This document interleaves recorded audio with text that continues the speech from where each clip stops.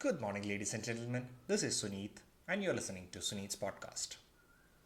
It stumps on day 2 of the first test match between India and England. We'll do a quick 60 seconds recap of the day. India started the day at 3:59 for 3 with both Pant and Gill at the crease. Both of them played really well. Gill went on to score his highest in his test career, 147 runs, before he holed out in the deep, trying to take on Bashir. Pant scored his 9th century, capped it up with a really good celebration. Rest of the batting order did not hold up. India ended up with 471 runs, scoring the last 41 runs for the loss of 7 wickets. Stokes and Tongue were the bowlers for England. Stokes ended up with the figures of 4 for 66. Tongue also had a 4-wicket haul, cleaning up Prasidh Krishna, Jasprit Bumrah, Jadeja and Pant. In reply, England started off in a jittery fashion against Jasprit Bumrah. Jack Crawley got a snorter of a delivery from Bumrah and was caught at the first slip. But Pope and Duckett rode their luck. India was sloppy in the field, dropping 2 catches of Ben Duckett and 1 of Pope, and they cashed in on rest of the Indian bowling attack. Once Bumrah was negated, there was no more threat from any of the other Indian bowlers. Pope went on to hit a brilliant 100. He was lucky to be dropped by Yashasvi Jaiswal of Jasprit Bumrah when he was on 60. So England end the day at 206 runs, still 262 behind, with Pope and Brook at the crease. They still have Stokes and Jamie Smith yet to come in. So England will hope to bring down the deficit and try to take a lead. So now that we have looked at the recap, let's look at what went well for the day. The first thing that comes to my mind is the Pant century and the choice of his shots. He was brilliant. It was a typical Pant innings where he started off really slow. He charged at Stokes at the start of his innings, but then he settled down, took his time and started playing his shots. It had the whole variety of shots. It had the diving scoop. He had that one-hand lofted extra cover drive for 6. He took down the spinner Bashir to huge maximums. And at the end of the day, his 134 might be a very crucial innings. I just hope that if he has stayed on for at least 4 or 5 more overs, that would have been the difference between India just reaching 471 and crossing the 500 mark. Then we have the Gill's innings. His 147 was chanceless.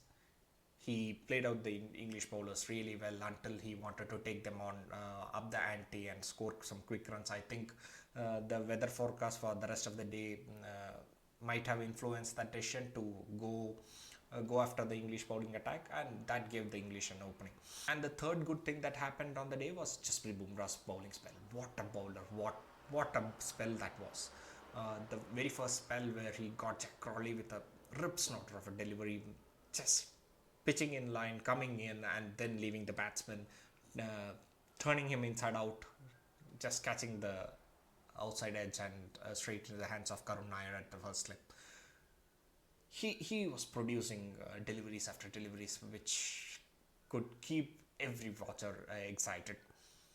Bumrah had a fall shot percentage of 34.5. It's like he was producing at least one chance an over, which unfortunately Indians didn't hold on to. It's a pity that he wasn't supported from the other end. India desperately missed Mohammad Shami there. Siraj started the day off very poorly. He was almost going at 10 runs and over before he was replaced by Prasidh Krishna, who didn't do any better. So if only there was one more bowler who could have kept on the pressure, India would have been in a better place. What's the bad for the day? The rest of the Indian bowling attack is surely the bad thing that happened for the rest of the day. They were completely toothless. If it was just Bumrah or nothing. Prasidh Krishna had an economy of 5.6 in his 10 overs, where he conceded 56 runs. There was a boundary ball available in every over that he bowled. Shardul Thakur, India's 4th bowler, was never utilised. For the first 39 overs, India went ahead with Ravindra Jadeja on seeming track. He doesn't seem to have trusted Shardul Thakur, and it looks like it was for good measure. He bowled 3 overs towards the end of the day and conceded 23 runs before he was taken out of the attack, and just Bumrah was brought back for a last over. But if India had a better bowling attack, England would have been 5 down and India would have been in a better place. Let's move on to moment of the day. The moment of the day for me is the punt celebration. After reaching his 100, we have seen that celebration in the, I think, India's test with New Zealand. But yeah, he looks to be making it his trademark celebration.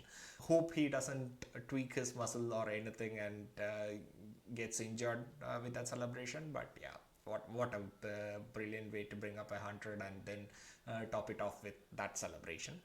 The second moment of the day for me would be Harry Brook's wicket in the last over.